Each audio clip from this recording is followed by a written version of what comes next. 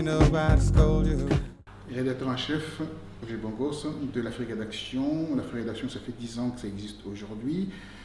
Journal en ligne, c'est un journal axé sur l'information africaine. Quand on parle d'Afrique rédaction, on voit déjà la rédaction africaine. On essaie de traiter l'information vraiment à la source, de vraies informations recueillies à la source et bien entendu diffusées chez nous en Afrique, à l'Afrique rédaction également. Nous venons de mettre en place un nouveau portail qui s'appelle Afrique Continent. Afrique Continent qui va traiter également les informations africaines et également internationales.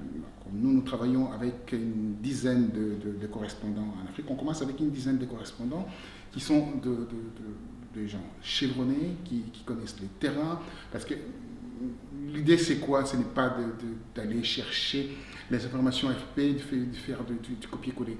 Nous voulons travailler avec le terrain, avec la proximité pour pouvoir donner les vraies informations. Voilà notre culture aujourd'hui.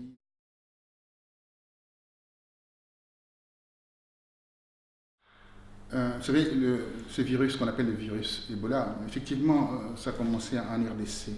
Ça a commencé dans les années 76 à peu près, si j'ai bonne mémoire.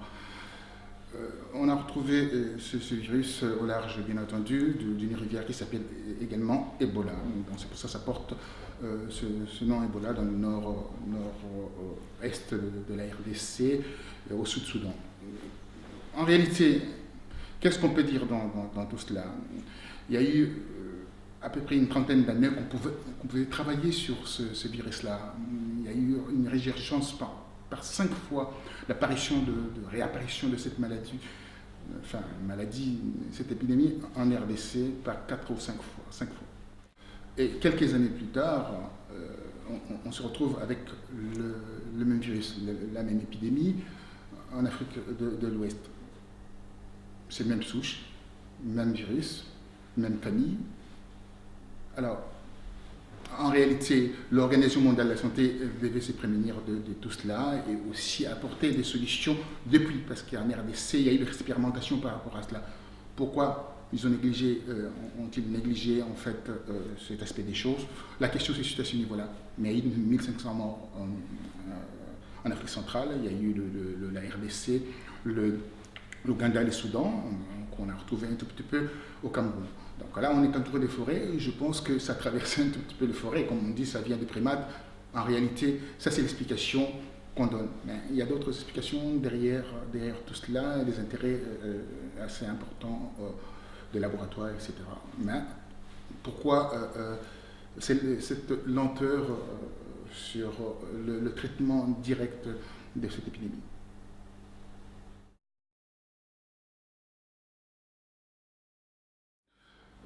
Quand je parle de la zone où le virus a fait le dégât le plus important, c'était dans les zones rurales en Afrique centrale. Mais là, c'était dans la zone urbaine. Donc, par définition, donc, on pouvait s'attendre à un problème grave, des répercussions économiques extrêmement graves en termes du tourisme, en termes d'échanges entre des entreprises, parce que quand les entreprises s'installent quelque part, il y a la garantie, ce qu'on appelle sécuritaire, et la garantie sanitaire. Or, en termes sécuritaires, c'est déjà problématique, et sanitaire, ça pose un problème extrêmement grave. Kaberoukan, qui est le président de la BAD, a fait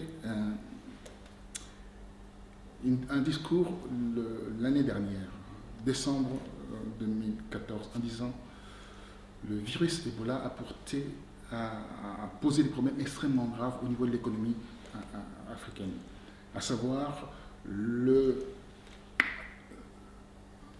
l'économie africaine tournait au niveau de taux de croissance de 5,7%, 6%. On a perdu 1% avec le problème de cette épidémie. Alors si ces problèmes-là perdurent, donc on aura la récession, on aura le problème extrêmement grave, la confiance des investisseurs. Par définition, on s'intéresse, on se pose des questions. À qui profitent ces crimes? On parle partout aujourd'hui de ce taux de croissance de l'Afrique. C'est important. Quand on regarde le taux de croissance de l'Europe, l'Union européenne, ça tourne aux alentours de 0,9%. Alors, comparativement avec le taux de croissance de l'Afrique, et avec aussi la démographie africaine, donc on se demande en 2050, avec les deux, trois rapports, Védrine, Bockel et également le rapport Attali, montre clairement qu'en 2050, nous serions le continent le plus peuplé au monde, avec 2 milliards. C'est des enjeux importants. Est-ce que c'est pour un peu réguler les naissances, réguler aussi les populations? On s'interroge par rapport à cela. Mais il y a une question qui est sûre, il faut que les Africains eux-mêmes se prennent en charge, voir dans quelle mesure ils peuvent directement répondre à ces genres de situations de guerre. Parce que c'est une situation de guerre.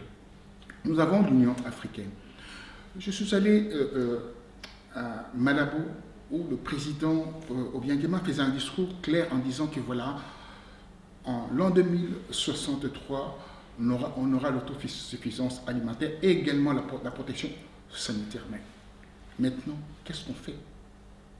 La situation qui, à chaque fois, qui est résurgente, qui revient à chaque fois. Comment réagir avec nos institutions, avec l'Union africaine? Comment la CEMAC, par exemple, comment UMOA réagit au niveau de cette épidémie qui a touché l'ouest de l'Afrique? Donc, on est là toujours à demander l'aide de la communauté internationale. Donc, il faudra un jour qu'on puisse se mettre autour d'une table, dire que voilà, il y a ça comme résolution à prendre, ça. Des discours, oui, mais il faut des actes pour pouvoir sauver les populations.